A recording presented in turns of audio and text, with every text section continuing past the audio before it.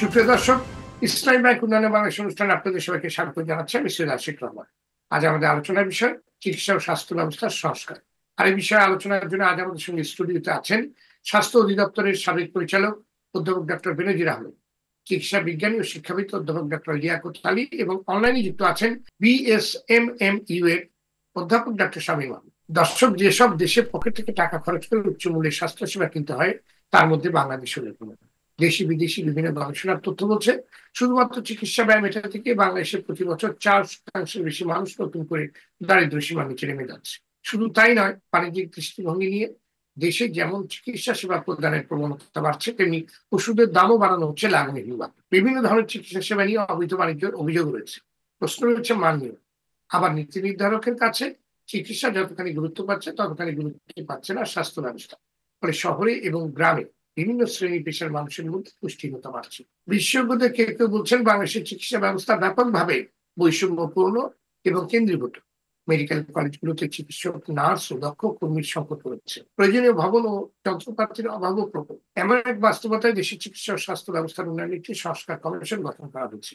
এই কমিশনের কাছে নাগরিকরা আসলে কি প্রত্যাশা করছে, স্বাস্থ্য ও চিকিৎসা ব্যবস্থা নিয়ে কি ভাবছেন বিশেষজ্ঞরা, কোন কোন জায়গায় সংস্কার জরুরি ইত্যাদি সামনে রেখেই চিকিৎসা ও স্বাস্থ্য খাতে সংস্কার নিয়ে আজ আমাদের আলোচনা করব ইসলামী ব্যাংক উন্নয়নে বাংলাদেশ অনুষ্ঠানে। আলোচনা আপনাদের সবাইকে স্বাগত জানাচ্ছি। অধ্যাপক ডক্টর বেনজির আহমেদ, স্বাস্থ্য খাতের সংস্কারে কমিশন কাজ করছে, শুরুতেই আপনি যদি বলেন কোন জায়গায় সংস্কার বেশি প্রয়োজন। ধন্যবাদ আশিক সাহেব, আপনি অনেকটাই তুলে ধরেছেন আপনার উপস্থাপনায়। আমিও এটার সাথেই একমত যে আমাদের স্বাস্থ্য সংস্কারের মূল জায়গাটা হওয়া উচিত যে প্রতিরোধমূলক স্বাস্থ্য ব্যবস্থা। এই জায়গাটা আমাদের গুরুত্ব দিতে হবে। বিশ্বের অন্যান্য উন্নয়নশীল দেশের মতো আমাদের দেশেও আমরা যদি প্রতিরোধমূলক স্বাস্থ্য ব্যবস্থাটাকে জোর দেই, তাহলে যেটা হবে ডিজিজ বার্ডেনটা কমে যাবে। আমাদের যত ডিজিজ বার্ডেন কমবে তত আমাদের কিউরেটিভ বা হাসপাতালের উপরে চাপ কমবে, এবং এর ফলে আপনি যেটা বলছেন আসলেও আমাদের যেটা পকেট অফ এক্সপেন্ডিচার এটা অত্যন্ত হাই এবং মানহীন সেবা, এবং এখানে অনেকটা এক্সটর্শন বা লোকজনকে অনেকটা শোষণ করার মতো একটা চক্র বা এই ধরনের একটা অবস্থা তৈরি হয়েছে। সেক্ষেত্রে আমাদের যদি আমরা প্রতিরোধমূলক বা নির্মূল করতে পারি কোনো রোগকে বা নিয়ন্ত্রণ করতে পারি, তাহলে আমাদের এটা একদিকে যেরকম স্বাস্থ্যের যে খরচ, বিশেষ করে যখন ক্যাটাস্ট্রফিক হেলথ এক্সপেন্ডিচার হচ্ছে, মানুষের উপরে এটার যে বিশাল প্রভাব পড়ছে সেটা কমবে। এক, দুই নম্বর, আমাদের যেমন ধরুন লাইফ এক্সপেক্টেন্সি বেড়েছে, কিন্তু কোয়ালিটি অফ লাইফ যদি আমরা দেখি সেটা কিন্তু বাড়েনি। অসংখ্য লোক আমাদের নানা ধরনের দীর্ঘমেয়াদী রোগে ভুগছে, ডায়াবেটিস, উচ্চ রক্তচাপ, শ্বাসজনিত নানা সমস্যা, ক্যান্সার, এই ধরনের রোগগুলো কিন্তু প্রচুর হচ্ছে। তার মানে যে আমাদের মানুষরা একটা যে স্বাস্থ্যকর জীবন সেটা জীবনযাপন করতে না পারার ফলে প্রোডাক্টিভিটির উপরেও তার প্রভাব পড়ছে। তো সব মিলিয়ে, এবং আমরা আমাদের ছোট দেশ হলেও 18 কোটি মানুষ, তারা যদি এরকম আক্রান্ত হতে থাকেন সংক্রামক অসংক্রামক নানা রোগে, তাদের চিকিৎসা দেওয়ার জন্য যে পরিমাণ হাসপাতাল, যে পরিমাণ চিকিৎসক লাগবে সেটা আমরা কোনো দিনই পারবো না। এবং ক্রমান্বয়ে আমাদের চিকিৎসা দেওয়ার সক্ষমতা এবং চাহিদা এইটার মধ্যে যে গ্যাপ, এই গ্যাপটা ক্রমান্বয়ে বাড়তে থাকবে। তো আমরা কোনোদিনও ওই গ্যাপ পূরণ করতে পারবো না। দু একটা উদাহরণ আমি দিতে পারি যে প্রতিরোধমূলক বা প্রিভেন্টিভ আমাদের স্বাস্থ্য কীরকম ভূমিকা রেখেছে। ধরুন ম্যালেরিয়ার কথা, এক সময় আমাদের প্রচুর ম্যালেরিয়া হতো, এবং ম্যালেরিয়া রোগ শনাক্তকরণ, ম্যালেরিয়া চিকিৎসা ইত্যাদির জন্য আমাদের নানা ধরনের পরীক্ষা নিরীক্ষা লাগতো, নানা ধরনের দক্ষ লোক লাগতো, তারপরেও অসংখ্য লোক মারা যেত। একই কথা বলা যেতে পারে কালাজ্বরের কিংবা গোদরোগ বা ফাইলেরিয়াসিস। আগে অনেক লোক আক্রান্ত হতো এবং তাদের চিকিৎসা ব্যয় কখনো কখনো অত্যধিক হতো, এবং এটা যেহেতু বেশিরভাগ আমাদের গ্রামের লোকজন তারা এই ব্যয়ভার মেটাতেও পারতো না এবং তার ফলে অনেক মৃত্যু হতো। কিন্তু আমরা ম্যালেরিয়াকে নিয়ন্ত্রণ করতে পেরেছি। আগে যেখানে 2.5 লক্ষ 3 লক্ষ রোগী হতো সেটা এখন 10-15 হাজারে নেমে আসছে। সুতরাং আমাদের আর অনেক ডায়াগনোসিস লাগে না, অনেক চিকিৎসা লাগে না, অনেক দক্ষ চিকিৎসক লাগে না। একই কথা বলা যায় কালাজ্বর। 2023 সালে বিশ্ব স্বাস্থ্য সংস্থা বাংলাদেশের কালাজ্বর যে পাবলিক হেলথ এলিমিনেশন সেটাকে ভ্যালিডেট করেছে এবং আমি কালাজ্বর দীর্ঘদিন নিয়ে কাজ করি। আমার মনে আছে আইডিসিআরে সেই গ্রাম থেকে লোকেরা আসতো কালাজ্বর ডায়াগনোসিসের জন্য, আর কোথাও হতো না কনফার্ম ডায়াগনোসিস। এখন কিন্তু আর লাগছে না, কালাজ্বরের জন্য চিকিৎসা লাগছে না। কালাজ্বর এখন কমতে কমতে আগে যেখানে 10-12 হাজার রোগী হতো সেটা এখন 50-60 জনে নেমে এসছে। তো এরকম আমরা যদি অন্য রোগগুলোকেও, ডায়াবেটিসের কথা ধরুন, ডায়াবেটিস কি আমরা এরকমভাবে চলবো যে ডায়াবেটিস বাড়তেই থাকবে, আমরা চিকিৎসা দিয়েই যাব, নাকি আমরা ডায়াবেটিস প্রতিরোধে কোনো ব্যবস্থা নেব? কিংবা উচ্চ রক্তচাপ, কিংবা আপনি সিওপিডি, এই যে ঢাকায় বায়ু দূষণের যে অবস্থা, এর ফলে আমাদের ছোট ছোট বাচ্চাদের এই শ্বাসনালীজনিত নানা সমস্যায় তারা যে দীর্ঘমেয়াদী একটা চক্রের মধ্যে পড়বে, তার ফলে তাদের মানসিক এবং শারীরিক দুটো বিকাশ রুদ্ধ হয়ে যাবে। তাহলে এখানে আমাদের কিন্তু আসলে এই যদি বায়ুর দূষণ আমরা না কমাতে পারি, আমরা যত চিকিৎসাই দিই, যত চিকিৎসক তৈরি করি, যত হাসপাতাল তৈরি করি, আমরা এই শ্বাসনালীর এই যে সমস্যাগুলো এর সমাধান করতে পারবো না। এবং মানুষ আসলে ধীরে ধীরে যদি আমাদের এখানে বোধহয় শ্বাসনালীর একজন বিশেষজ্ঞ আছেন, তো উনি জানেন যে ধীরে ধীরে তারা এমন একটা অবস্থায় যাবে যে তাদের হয়তো এমফাইসোমা তৈরি হবে বা এরকম কিছু, তার ফলে তারা মানে স্বাভাবিক জীবনও যাপন করতে পারবেন না। তো আমরা যদি সত্যি বাংলাদেশ একটা উন্নত দেশ হতে চাই, অর্থনীতিতে যদি আমরা ভালো করতে চাই, তাহলে আমাদের এই প্রতিরোধমূলক যে চিকিৎসা, আমাদের বিভিন্ন রোগ নিয়ন্ত্রণ, রোগ নির্মূল, এগুলো দীর্ঘমেয়াদী পরিকল্পনা করে বাস্তবায়ন শুরু করতে হবে। তাহলে তার ফলটা আমরা হয়তো আগামী 15 বা 20 বছর পরে একটা ভালো ফল পাব। আর তা যদি আমরা না করি, আমি যেটা বলেছি, ধীরে ধীরে মানুষের চিকিৎসা পাওয়ার যে সম্ভাবনা সেটা ক্রমান্বয়ে সংকুচিত হয়ে যাবে। জি, ধন্যবাদ আপনাকে। আপনার কাছে পরে নিয়ে আসবো। অধ্যাপক ডক্টর শামীম আহমেদ, বহুমুখী সংকটে জর্জরিত আমাদের স্বাস্থ্য ও চিকিৎসা খাত। চিকিৎসক, নার্স, চিকিৎসা কর্মীর যেমন অভাব রয়েছে, তেমনি মান নিয়েও প্রশ্ন রয়েছে। আপনি যদি বলেন এই সংকটগুলো দূর করা যেতে পারে কিভাবে, কোন জায়গায় মনোযোগ দেওয়া উচিত? ধন্যবাদ আপনাকে। আসলে একটা কথা আছে না যে সর্বাঙ্গে ব্যথা ওষুধ দেব কথা। স্বাস্থ্য খাতে যে সমস্যাগুলি সেটা আসলে একদিনে তৈরি হয় নাই। দীর্ঘদিনের অমনোযোগী কর্তাদের অমনোযোগ এবং যাদের এই খাতটাকে একদম টেনে তোলার কথা, তাদের ওরকম ভাবে ফোকাস ছিল না।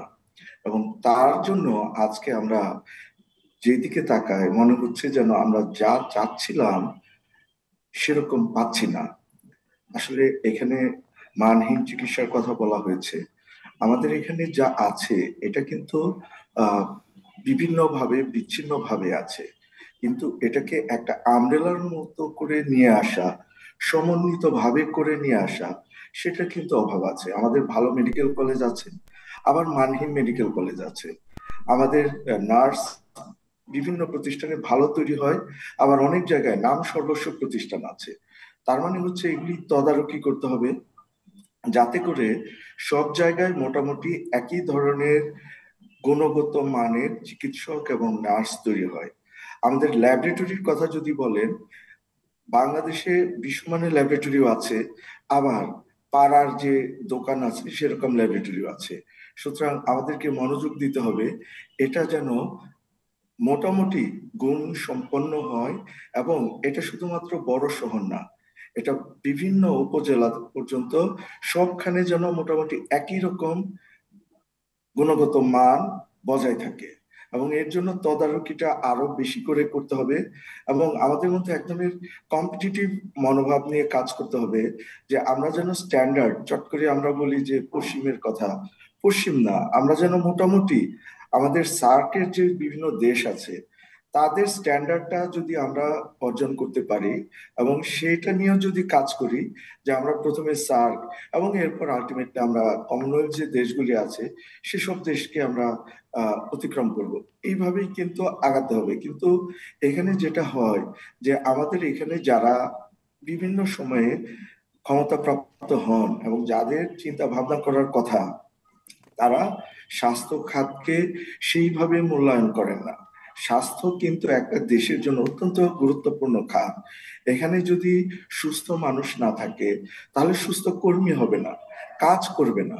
সুতরাং এখানে স্বাস্থ্য ব্যবস্থাটাকে শুরু থেকেই টপ প্রায়োরিটি থাকতে হবে। এবং আমাদের এখানে যে প্রায়শ আমরা দেখি যে প্রধানমন্ত্রী, আমার মনে হয় প্রধানমন্ত্রীর অন্তত তত্ত্বাবধানে স্বাস্থ্য এবং শিক্ষা, এই দুটা খাত, এবং আরেকটা জিনিস হচ্ছে এগুলি কিন্তু রাতারাতি কিছু করা যাবে না এবং রাতারাতি দৃশ্যমান হবে না। আমরা যেরকম ফল চাই যে আগামী 2 মাসে বা 6 মাসে, এটা আসলে দীর্ঘমেয়াদী পরিকল্পনার অংশ।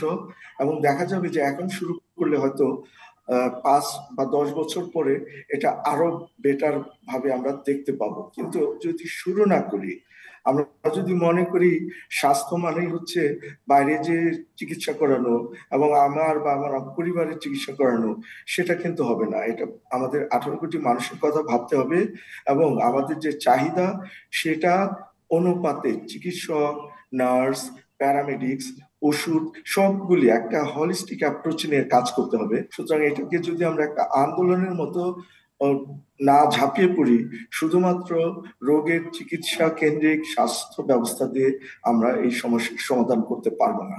জি, ধন্যবাদ আপনাকে। আপনার কাছে পরে নিয়ে আসবো। অধ্যাপক ডক্টর লিয়াকত আলী, আমরা চিকিৎসা খাতকে যতটা গুরুত্ব দিচ্ছি এবং বাজেট বরাদ্দ দিচ্ছি, স্বাস্থ্য ব্যবস্থার জন্য ততটা মনোযোগ ও বিনিয়োগ কি দেওয়া হচ্ছে? আপনার বিশ্লেষণ ও পর্যবেক্ষণ শুনতে চাই। ইতিমধ্যে অধ্যাপক শামীম যেটা বলেছেন যে আসলে স্বাস্থ্য ব্যবস্থার সর্বাঙ্গে ব্যথা, তো মনোযোগ দিলে তো সর্বাঙ্গে ব্যথা হওয়ার কথা ছিল না, কাজে মনোযোগ যে দেওয়া হয়নি এটা পরিষ্কার। আসলে আমাদের যে কনস্টিটিউশনে, সংবিধানে আমরা সবসময় বলে আসি স্বাস্থ্য মৌলিক অধিকার, ওই ক্লজে একটা জায়গায় ক্লজ ছিল যে এটা জুডিশিয়ালি এনফোর্সেবল না, এটা একটা নীতি।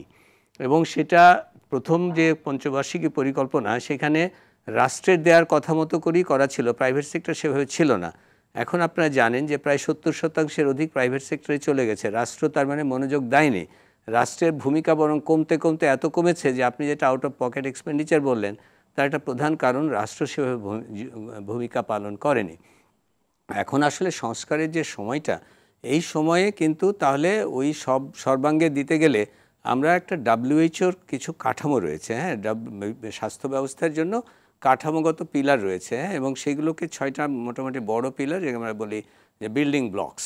তো ওই বিল্ডিং ব্লকের প্রথমটা সার্ভিস নিয়ে কিন্তু অধ্যাপক বেনজির সাহেব বিস্তারিত বলেছেন, শামীম সাহেবও টাচ করেছেন, স্পর্শ করেছেন, যে একটা সামাজিক আন্দোলনে পরিণত করতে হবে। আর এটা প্রিভেন্টিভ কেয়ার, স্বাস্থ্য যেটা আমাদের প্রিভেন্টিভ হেলথ এবং সেই প্রমোটিভ হেলথ বলি, এবং সেখান থেকে যে সুস্থতা বোধ তৈরি করা, ওয়েলবিং, সেই ব্যাপারটাকে গুরুত্ব দিতে হবে। তাহলে সংস্কারের প্রথম কথা হচ্ছে যে প্রাইমারি হেলথ কেয়ার হচ্ছে সবচেয়ে এই ক্ষেত্রে গুরুত্বপূর্ণ। এটা কোভিড-19 পরে WHO ফ্রেমওয়ার্কে জেনেভাতে বলেছে এবং আমাদের রিজিওনালও প্রাইমারি হেলথ কেয়ার স্ট্র্যাটেজি করা আছে, আমাদের এই রিজনের জন্য অ্যাপ্রুভড আছে, গভর্নমেন্ট আমরা সিগনেটারি। তাহলে আমাদের প্রথম কাজ হচ্ছে সংস্কারে যে প্রাইমারি হেলথ কেয়ারটাই হচ্ছে আমাদের যে বৈষম্যের কথা বলছেন, এটা ইউনিভার্সাল হেলথ কাভারেজ অর্জনের সবচেয়ে বড় পথ এবং সেইভাবে সংস্কারটা সার্ভিসে করতে হবে। প্রাইমারি হেলথ কেয়ারের কিছু অবকাঠামো আমাদের গ্রামে রয়েছে, এটা কিন্তু রেফারেল সিস্টেম, তো সেইটা গ্রামে তাও মানে ঠিকমতো পরিচালিত হোক বা না হোক, অন্তত গ্রামে বাড়ি ভিজিট থেকে শুরু করে কমিউনিটি ক্লিনিক, ইউনিয়ন, উপজেলা, জেলা এক ধরনের মই আছে, হ্যাঁ, ল্যাডার, যেটা বলি রেফারেল সার্ভিস। কিন্তু আপনার শহরে কিছু নেই। শহরে যেটা মিনিস্ট্রি অফ ইয়ের কাছে আছে, LGRDর কাছে, সেটা কিন্তু যথাযথভাবে পালিত হয় না। আমাদের এখন আসলে শহরে প্রায় 40% বেশি লোক বাস করে, সেটাকে আবার মনোযোগ দিতে হবে এবং সেখানে এটা গড়ে তুলতে হবে। তাহলে সার্ভিসের কথা মোটা দাগে হলো এই। আরেকটা বড় পিলার হচ্ছে এই সার্ভিসটা দেবে কে? জনশক্তি। আমাদের প্রতি 10,000 লোকের জন্য জনশক্তির কথা WHO বলে 44.5 জন। আমাদের এখন পর্যন্ত সরকারি সেক্টরে 13 জন, বেসরকারি ধরলেও 20 জনের উপরে নেই। এটা যেটি প্রফেসর শামীম বলছিলেন যে আমরা এই অঞ্চলের সর্বনিম্ন।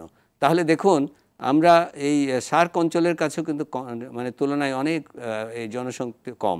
তাহলে জনশক্তি, এবং সেটা শুধু ডাক্তার নার্স ভাবলে চলবে না, এটা আসলে ওই যে আবার primary health care, preventive care, এবং সেই জনশক্তি দিতে হয়। তাহলে জনশক্তি দিতে গেলে কি করতে হবে? বাজেট লাগবে। তাহলে আমাদেরকে আগে ওইটা ভাবতে হবে যে আমরা বাজেট বৃদ্ধি করতে হবে, বাজেট খরচের জন্য জনশক্তি নিয়োগ করতে হবে, সার্ভিস বাড়াতে হবে, এবং সেখানে আবার সাপ্লাই চেনের কথা চলে আসে, অর্থাৎ ঔষধ অন্যান্য উপকরণে দিয়ে আমরা কি সরবরাহ করছি কিনা, আমরা সেইভাবে আসলে দিতে চাই না। আপনি যে উপকরণের মূল্য বৃদ্ধির কথা বললেন সেটা এখন চলে আসলো। তাহলে গভর্নেন্সের ইস্যু, বাজেট যাতে সঠিকভাবে ব্যবহৃত হয়, সঠিক খাতে ব্যবহৃত হয়, দুর্নীতিমুক্তভাবে ব্যবহৃত হয়, তাহলে গভর্নেন্স ইস্যু খুব বড় ব্যাপার। এটা কোনটা আগে বলবো আর কোনটা পরে বলবো, এগুলো সব জড়িত কিন্তু, হ্যাঁ। এবং প্রত্যাশা অত্যন্ত যে দুর্নীতিমুক্ত এবং গিয়ে যাতে সার্ভিসটা পায় সরকারি, বেসরকারি যতই উন্নত হোক সেখানে কিন্তু তারা কুলাতে পারছে না এবং মানুষ দরিদ্র হয়ে যাচ্ছে। আপনি যেটা বৈষম্য সৃষ্টির কথা বললেন, এটা একটা সার্কুলার ব্যাপার হয়ে গেছে, যে একদিকে স্বাস্থ্য খাতে ব্যয় করতে গিয়ে তারা দরিদ্র হয়ে যাচ্ছে, আবার অন্যদিকে ব্যয় করতে না পেরে স্বাস্থ্যহীন হয়ে তারা প্রোডাকশানে কমে যাচ্ছে। দুটোই ঘটনা ঘটছে। আর লাস্ট পিলার হচ্ছে ইনফরমেশন সিস্টেম। আমাদেরকে ইনফরমেশন সিস্টেমটা মডার্ন টেকনোলজি আপডেট করতে হবে, তাহলে সামগ্রিকভাবে করতে হবে। যে আমাদের চিকিৎসা ব্যবস্থার মান নিয়ে ব্যাপক প্রশ্ন রয়েছে, সমাধানে স্বাস্থ্য চিকিৎসা শিক্ষায় জোর দেওয়া প্রয়োজন। এক্ষেত্রে কোন জায়গায় সংস্কার আনা প্রয়োজন, আপনি কি প্রস্তাব দেবেন? না, ধন্যবাদ। আসলে আমরা যদি স্বাস্থ্যের যে সেবা সেটা যদি মানের কথা বলি, এটার সাথে আমাদের অধিদপ্তরের একটা মানে পরিচালক বা তার দপ্তর জড়িত, যেটা হলো director of hospital and clinics. এখন ব্যাপারটা হলো বাংলাদেশে হাসপাতাল কিন্তু অসংখ্য, সরকারি বেসরকারি সব মিলিয়ে, কিন্তু আমরা যদি ওদের দক্ষতাটুকু দেখি বা ওদের সক্ষমতাটুকু দেখি, সেটা অত্যন্ত অপ্রতুল। আসলে এই পরিচালক, কয়েকজন উপপরিচালক, কয়েকজন সহকারী পরিচালক আর কয়েকজন মেডিকেল অফিসার মিলিয়ে এটা আসলে সেই আমাদের 40 বছর আগে যে বাংলাদেশে যত হাসপাতাল ছিল বা ক্লিনিক ছিল সেগুলোর জন্য। কিন্তু গত 30-40 বছরে আমাদের এই জায়গাটায় এত বৃদ্ধি ঘটেছে যে তার সাথে এটা আদৌ কোনোভাবেই সামঞ্জস্যপূর্ণ না। সুতরাং এখানে আসলে একটা সংস্কার প্রস্তাব আমরা বেশ কিছুদিন থেকেই বলে আসছিলাম যে আমাদের স্বাস্থ্য অধিদপ্তরে 3টা অধিদপ্তর হওয়া উচিত। মূল স্বাস্থ্য অধিদপ্তর যেটা, তার মধ্যে একটা হয়েছে মেডিকেল এডুকেশন, কিন্তু আরেকটা ছিল আমাদের যে সেটা হবে হাসপাতাল। কারণ হাসপাতালের যদি আসলে মানসম্পন্ন করতে হয়, ল্যাবরেটরিগুলো যদি মানসম্পন্ন করতে হয়, এখানে ব্যাপক সক্ষমতা বাড়াতে হবে। পাশাপাশি এই আমাদের চিকিৎসা খাতটা যেন কিছুতেই বাণিজ্যমুখী না হয়, সেইটার জন্য জাতীয়ভাবে ঐক্যমত্যে আসতে হবে এবং সংস্কারে সেইটা আনতে হবে। এবং বড় আকারে, যেটা অধ্যাপক লিয়াকত আলী বলেছেন, আমাদের এখানে বড় আকারে বাজেট দিতে হবে। শুধু বারবার বললে হবে না যে চিকিৎসা খাতে চুরি হয়, দুর্নীতি হয়, এই দোহাই দিয়ে এখানে অর্থ কমিয়ে দেয়া হবে, এটা হতে পারে না। আমরা যদি ইদানিংকালের অবস্থা দেখি, চিকিৎসা খাতে দুর্নীতি হয়েছে এটা সত্য, কিন্তু অন্যান্য খাতের দুর্নীতির তুলনায় সেটা নস্যি। সুতরাং চিকিৎসা খাতে অবশ্যই বড় আকারে বিনিয়োগ করতে হবে, তাছাড়া আমরা খুব ভালো কিছু প্রত্যাশা করতে পারি না এবং সেই অর্থের ভালো ব্যবহার করতে হবে। ধন্যবাদ অধ্যাপক ডক্টর শামীম। 2030 সালের মধ্যে ইউনিভার্সাল হেলথ কাভারেজ অর্জন করার কথা, কিন্তু গত প্রায় 1.5 দশক ধরে আমরা শুধু টাঙ্গাইলেই পাইলট প্রজেক্টে আটকে আছি। কোথায় চ্যালেঞ্জ দেখছেন? আপনাকে আমি শুরুতেই বলেছিলাম যে আসলে আমাদের একটা চ্যালেঞ্জ নেয়া এবং সেটা বাস্তবায়ন করার জন্য যে লিডারশিপ দরকার, সেই লিডারশিপ তো আমাদের এখানে ছিল না। যারা ছিল বিভিন্ন জায়গায়, তারা দেখা গেছে যে ব্যক্তিগত লাভের জন্য কাজ করেছেন, কিন্তু যে একটা ভিশন এবং এই ভিশনটাকে পরিপূর্ণ করার জন্য যেরকম নেতৃত্ব দরকার এবং যেরকম চারিত্রিক বৈশিষ্ট্য এবং দুর্নীতিমুক্ত দক্ষ এক ধরনের ব্যক্তিত্ব দরকার, সেটা ছিল না। আমাদেরকে এখন হেলথ সিস্টেমে আগাতে হলে বিভিন্ন স্পেশালিটিকে আগাতে হবে এবং বিভিন্ন সোসাইটিকে ইনভলভ করতে হবে, যাতে করে এক একটা বিষয়ে কোনো পেশেন্ট অল্প কয়েকটা কেস ছাড়া বাইরে না যায়। তার জন্য আমাদের ম্যান পাওয়ার তৈরি করতে হবে, তার জন্য আমাদের প্রতিষ্ঠান তৈরি করতে হবে, তার জন্য আমাদের ট্রেনিং দিতে হবে। পাইপলাইন যদি তৈরি না হয় তাহলে তো আপনি ভীষণ তৈরি করতে পারবেন না। তাহলে অবকাঠামো অনেক দালান কোঠা হবে, কিন্তু ম্যান পাওয়ার হবে না। আবার একদিকে ম্যান পাওয়ার নিবেন, নিয়োগ পাবেন না। অনৈতিক বাণিজ্যের কারণে মেধাবী যে ছেলে বিএসএমএমইউ থাকার কথা, সে হয়তো ভুরুঙ্গামারিতে রয়ে গেছে, সঙ্গতি নাই। তাহলে এই সিস্টেমগুলি দেখার জন্য আমাদের যেটা করতে হবে, একটা এই সিস্টেমগুলোতে সংস্কার আনা প্রয়োজন, সংস্কার আনতে হবে, জাতীয় ঐক্যমত দরকার, যাতে করে আমরা একটা সুন্দর স্বাস্থ্য ব্যবস্থা পেতে পারি। ধন্যবাদ। অধ্যাপক ডক্টর লিয়াকত, বাংলাদেশের চিকিৎসা ও স্বাস্থ্য ব্যবস্থা অনেকাংশেই বৈষম্যমূলক এবং কেন্দ্রীভূত, এর থেকে বেরোনোর উপায় কি? তো প্রথমেই বলেছি যে এই বের করার পথটা কিন্তু কোভিড-19-এর পরে যখন জেনেভায় আলোচনা হলো যে কোন স্বাস্থ্য ব্যবস্থার সবচেয়ে শক্তিশালী, টেকনিক্যালি শব্দটা রেজিলিয়েন্ট, এবং সবচেয়ে বৈষম্য দূর করতে পারে, এই বিষয়ে কিন্তু ঐক্যমত হয়েছে যে প্রাইমারি হেলথ কেয়ার আগে স্ট্রং করতে হবে, এবং সেই জন্য বলেই দেওয়া হয়েছে যে সব দেশকে প্রাইমারি হেলথ কেয়ারটা সার্বজনীন করতে হবে। আমি এখানে স্বাস্থ্য সেক্টর কমিশনের রিফর্ম মেম্বার হিসেবে আমি বলছি না, আমি একজন ব্যক্তি হিসেবে বলছি, কারণ ওখানে আমাদের ঐক্যমত সব কিছু এখনও শেষ হয়নি, আমরা যখন রিপোর্ট দেবো তখন বলবো।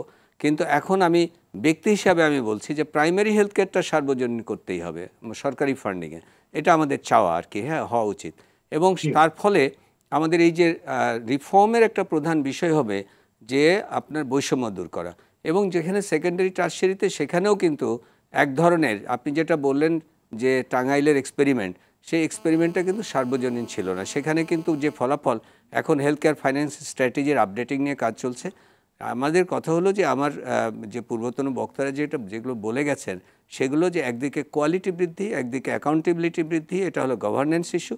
এবং কোয়ালিটির ক্ষেত্রে অ্যাক্রেডিটেশন কাউন্সিলটা কেবল হয়েছে এতদিন পরে, তাও বাধ্য হয়ে, ওয়ার্ল্ড মেডিকেল কাউন্সিলের জন্য বাধ্য হয়ে আমাদের এমবিবিএস ডিগ্রি বাতিল হয়ে যেত, তাই করেছে। কিন্তু শুধুমাত্র এমবিবিএস ডিগ্রির জন্য আমাদের হেলথ কেয়ারের অন্যান্য ক্ষেত্রেও অ্যাক্রেডিটেশন সিস্টেমটা চালু হওয়া দরকার। আমাদের অন্যান্য যে বিষয়গুলো, সেই বিষয়গুলোতে বাজেট বৃদ্ধি, এবং আপনি যেটা বললেন যে কি করে বৈষম্য দূর করা যাবে, বৈষম্য দূর করা যাবে তখনই যখন আসলে রাষ্ট্রের ফাইন্যান্সটা সঠিক অর্থে ব্যবহৃত হবে, সঠিকভাবে ব্যবহৃত হবে, সঠিক সেক্টরে ব্যবহৃত হবে, দরিদ্র বান্ধব উপায়ে ব্যবহৃত হবে। সেটি হচ্ছে সবচেয়ে গুরুত্বপূর্ণ আমাদের জন্য। ধন্যবাদ আপনাকে অধ্যাপক ডক্টর শামীম আহমেদ। বাংলাদেশের ওষুধের দাম যখন তখন বাড়িয়ে দিচ্ছে কোম্পানিগুলো, গবেষণা বলছে চিকিৎসা ব্যয়ের প্রায় 60% চলে যাচ্ছে ওষুধের পেছনে। তো ওষুধের মূল্য এবং সহজলভ্যতার জন্য কি ধরনের নীতি গ্রহণ করার সুযোগ আছে? এটা আসলে অত্যন্ত সময়োপযোগী প্রশ্ন। যে আমরা দেখি যে যত স্বাস্থ্য খাতে খরচ হয় তার সবচেয়ে বেশি খরচ হয় হচ্ছে ওষুধে, এবং ওষুধের এখানে দাম যেটা বাড়ে, অনেকেই যেটা অভিযোগ করেন যে 3 মাস বা 6 মাস পর পর হঠাৎ করে দাম বাড়ে। তার মানে হচ্ছে এই দাম বাড়ার ক্ষেত্রে কিন্তু নিয়ম নীতিগুলি শক্তভাবে মানা হচ্ছে না। এখানে প্রধান ভূমিকা পালন করতে হবে রেগুলেটরি যারা বডি আছেন তাদেরকে। কিন্তু বাংলাদেশে যারা রেগুলেটরি বডি আছেন ওদের জনবল কম, এবং ওনারা মার্কেট এবং বাজার, ওষুধের দোকান এবং এই ফার্মা ইন্ডাস্ট্রি, এটাকে কন্ট্রোল করা সেই রকম দক্ষতা এবং যোগ্যতা যদি না থাকে তাহলে কিন্তু ওনাদের সাথে পারবেন না। কারণ হচ্ছে যত ইন্ডাস্ট্রি বড় হবে তাদের শক্তি মাসল তত বেড়ে যাবে। এই জন্য এই রেগুলেটরি বডিটাকে অত্যন্ত শক্তিশালী করতে হবে। আরেকটা জিনিস হচ্ছে ইসেনশিয়াল ড্রাগ, যে আমাদের কোম্পানি আছে সরকারি, তার ইসেনশিয়াল ড্রাগের পরিমাণ বাড়াতে হবে, এবং যাতে করে এই দরিদ্র মানুষের যে চাহিদা এটা তারা মেটাতে পারে। যে পর্যন্ত না এটা করতে পারবে, আরেকটা করা যায়, সেটা হচ্ছে ফার্মাসিউটিক্যালস কোম্পানিগুলিকে আমাদের সরকার যদি ফাইন্যান্স করে যে আমার এই দরিদ্র মানুষদেরকে স্বল্প মূল্যে ওষুধ দেওয়ার জন্য আমি কিছু টাকা তোমাকে দিচ্ছি, তোমার এখানে এই ওষুধগুলি তৈরি করো। এটা আমাদেরকে সবাইকে ভেবে দেখতে হবে, বিশেষ করে সরকার, রেগুলেটরি অথরিটি এবং ওষুধ কোম্পানি, এর সবাইকে নিয়ে বসে খুব শীঘ্র আরো ধন্যবাদ কাজ করতে হবে। ধন্যবাদ আপনাকে অধ্যাপক ডক্টর বেনজির আহমেদ। চিকিৎসা সেবা অনেকাংশে বাণিজ্যে পরিণত হচ্ছে, এর থেকে বেরোনোর উপায় কি? এর থেকে বেরোনোর উপায় হলো যে সরকারকে বেশি বেশি করে এগিয়ে আসা, যেমন ধরুন একটা স্বল্পমেয়াদী ব্যবস্থা নেওয়া যায়, সেটা হতে পারে এরকম যে এখনও যারা সরকারি হাসপাতালে চিকিৎসা নিতে আসেন, আমরা ধরেই নিতে পারি তারা বাধ্য হয়ে আসেন, তার মানে হলো আর্থিক কারণে, তার মানে হলো তারা বিত্তহীন বা নিম্নবিত্ত মানুষ, তারা আসে। সুতরাং হাসপাতালে যারা আসে তাদের জন্য যত পরীক্ষা নিরীক্ষা সেটা যেন হাসপাতাল থেকেই করা হয়, এবং চিকিৎসকরা যে ওষুধগুলো লিখবেন সেটা যেন হাসপাতাল থেকেই দেয়া হয়। এইটা হইতে পারে একটা স্বল্পমেয়াদী কিন্তু যুগান্তকারী একটা পদক্ষেপ। এটা যদি আমরা করতে চাই তাহলে কিন্তু এখানে অনেক বিনিয়োগ করতে হবে। যেমন ধরুন উপজেলা হেলথ কমপ্লেক্সগুলোতে আমাদের টেস্টের পরিধি বাড়াতে হবে, সেখানে আমাদের বিশেষজ্ঞ প্যাথোলজিস্ট বা ল্যাবরেটরি মেডিসিনের স্পেশালিস্ট নিয়োগ দিতে হবে, সেখানে অনেক আধুনিক যন্ত্রপাতি আনতে হবে। কারণ আপনি জানেন আমাদের একটা উপজেলায় মালদ্বীপের মতো প্রায় জনসংখ্যা, এবং প্রফেসর লিয়াকত যেটা বলছেন, যেটা আমরা সকলে মানি, যে প্রাইমারি হেলথ কেয়ারকে গুরুত্ব দিতে হবে, এবং সেটা উপজেলা হেলথ কমপ্লেক্স থেকেই তার অধীনস্থ যে 3 থেকে 5 লক্ষ 6 লক্ষ মানুষ আছে তাদের যে প্রাথমিক স্বাস্থ্যের চাহিদা সবগুলো যেন আমরা ওখান থেকেই পূরণ করতে পারি, এবং তারপর ওখান থেকে যেন ডিস্ট্রিক্ট হাসপাতালে অনেক কম রুগী আসে, এবং ডিস্ট্রিক্ট হাসপাতালে আমরা সেকেন্ডারি কেয়ার, এখানে এমনকি আসলে আমাদের এখন টারশিয়ারি কেয়ার এখানে যথেষ্ট মানে প্রয়োজনীয় পরিমাণে নিশ্চিত করতে হবে, এবং পাশাপাশি আমাদের ডিভিশনগুলোকে একটা দেশ হিসেবে ধরতে হবে, এবং ডিভিশনগুলোতে আমাদের ঢাকায় যে প্রতিষ্ঠানগুলো আছে অনুরূপ প্রতিষ্ঠান প্রত্যেকটা ডিভিশনে থাকতে হবে। সেটা হৃদরোগ ইনস্টিটিউট হইতে পারে, সেটা কিডনি ইনস্টিটিউট হতে পারে, মানসিক স্বাস্থ্য ইনস্টিটিউট হতে পারে।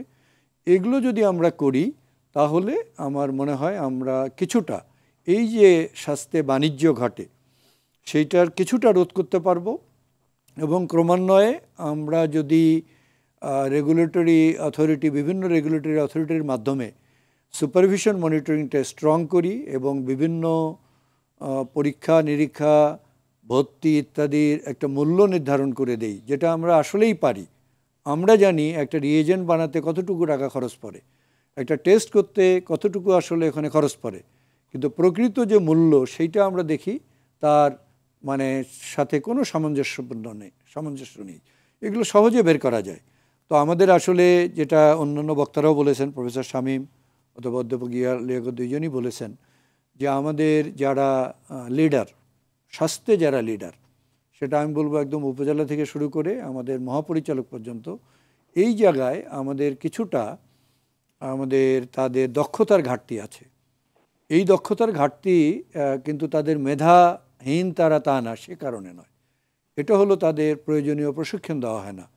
সেটা একজন ইউএইচএফপি থেকে শুরু করে সিভিল সার্জন, আমাদের এডি, ডিডি, ডাইরেক্টর, ডিজি, সকলে প্রশিক্ষণহীনভাবে তাদের পদে বসার ফলে তারা ওই পদে যা যা করা দরকার সেগুলো করার জন্য তারা সেই দক্ষতাটুকু রাখেন না। তার ফলেই আমাদের স্বাস্থ্যে যেটুকু বিনিয়োগ আছে সেটাকেও আমরা যথাযথভাবে ব্যবহার করতে পারছি না, এবং সেখান থেকে যে সেবাটা দেয়া যায় সেটাও নিশ্চিত করতে পারছি না। তো এই জায়গাটায় আমাদের বড় একটা মনোযোগ দিতে হবে। ধন্যবাদ। আমাদের আলোচনা করে শেষ পর্যায়ে অধ্যাপক ডক্টর লিয়াকত আলী, বাংলাদেশের চিকিৎসার ক্ষেত্রে ব্যক্তির ব্যয় বেশি, এটাকে কমিয়ে আনার উপায়, একটি সার্বজনীন স্বাস্থ্য ব্যবস্থা গড়ে তুলতে করণীয় আপনার পরামর্শ? আসলে সবচেয়ে বড় কথা রাষ্ট্রের দর্শন।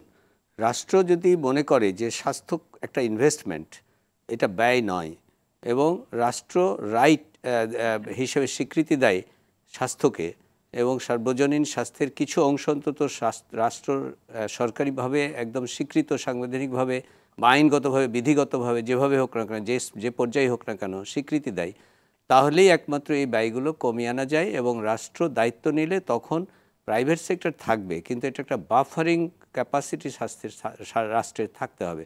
এটাই হচ্ছে 1 নম্বর। দ্বিতীয় হচ্ছে ব্যয় কমানোর একটা প্রধান বিষয় হলো যে এই যে শুধু এটা স্বাস্থ্য মন্ত্রণালয়ের দায়িত্ব না, এটা একটা মাল্টি সেক্টরাল ইস্যু।